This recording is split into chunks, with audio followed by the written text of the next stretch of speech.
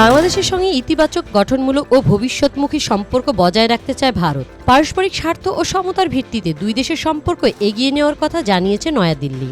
India desires positive, constructive and forward-looking relations with Bangladesh. ভারতের পররাষ্ট্র মন্ত্রণালয়ের মুখপাত্র রণধীর জয়সওয়াল বলেছেন, শেখ হাসিনা সহ কয়েকজনের প্রত্যর্পণের বিষয়ে বাংলাদেশের অনুরোধ ভারতের প্রচলিত আইনি প্রক্রিয়া অনুযায়ী যাচাই করা হচ্ছে। এ বিষয়ে ভারতের আগের অবস্থানই বহাল রয়েছে। Based on mutuality of interest and reciprocity, our position on the press conference by the former Prime Minister needs no repetition. এর আগে ঢাকা জানিয়েছিল, প্রধানমন্ত্রী তারেক রহমানের সম্ভাব্য ভারত সফরের জন্য অনুকূল পরিবেশ তৈরির পাশাপাশি শেখ হাসিনা সহ অন্যান্য অভিযুক্তকে প্রত্যর্পণের অনুরোধ জানানো হয়েছে। এখন দিল্লির জবাবের অপেক্ষায় রয়েছে Bangladesh. On the issue of extraditions, our consistent position has been, and you are well aware of that these requests are being examined.